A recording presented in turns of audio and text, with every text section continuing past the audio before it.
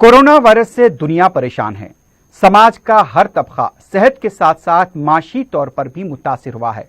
इस बीमारी ने कई हमवतनों को हमसे जुदा किया। लॉकडाउन के बाद ऐसा लग रहा था कि माशरे में तब्दीलियां आ रही हैं, क्योंकि सादगी के साथ शादियां अंजाम पा रही थीं। लेकिन अब फिर से कुछ लोग घर से लेकर सड़कों तक गैर महज़िब हरकतों पर उतर आए हैं।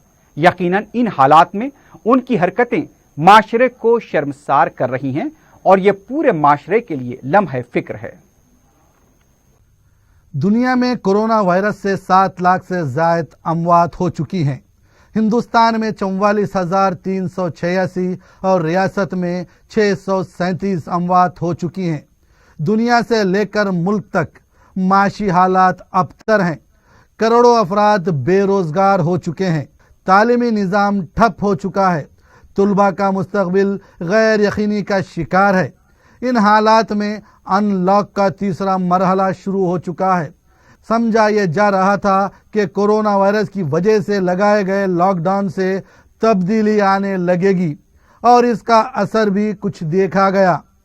कई खानदानों ने हालात को देखते हुए सादगी से जहां ईद उल फित्र और ईद उल अज़हा मनाई, वहीं सादगी से शादियां भी अंजाम पाई।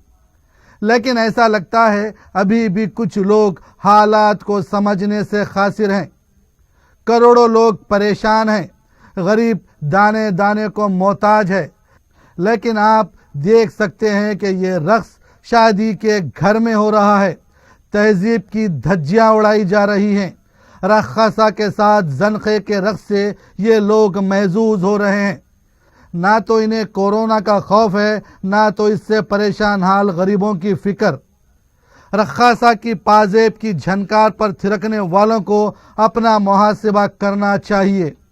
शहर में शादी की तकारीब की इजाज़त तो है, लेकिन अब इसकी आड़ में अपने शौक़ का भी एहतमाम हो रहा है।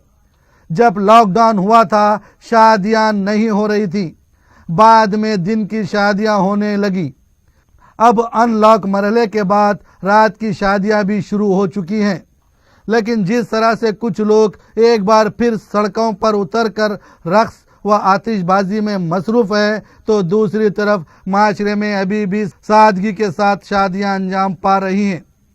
इसकी तकलीद करने की बजाय सड़कों पर वही गैर महज़िब हरकतें शुरू हो चुकी हैं। सड़कों पर बैंड बाजे से दूसरों को तकलीफ हो रही है। ये नहीं भूलना चाहिए कि कोरोना वायरस से हैदराबाद शहर में कई अमवात हो चुकी हैं और इनकी मैयतों का इनके घर वाले तक दीदार ना कर सके। आज शहर में इन महलूकीन के ख़ानदान के गम को भी महसूस किया जा रहा है। लेकिन जो तूफ़ान बदतमीज़ी फिर शादियों के नाम पर घर से सड़क पर आ चुकी हैं, इस पर संजीदगी से गौर करने की ज़रूरत है। अहले इल्म के साथ साथ उलमा की भी जिम्मेदारी है कि वो सादगी से शादी के लिए अपनी जिद्दोजहद को जारी रखें, ताकि इससे माली बचत हो सके और माशरे को भटकने से भी रोका जा सके। अगर रक्कासा और ज़नख़ों के साथ घर से सड़क तक ऐसी महफिलें सजती रहीं, तो आने वाली नस्लों का मुस्तकबिल तारीकी में डूब जाएगा।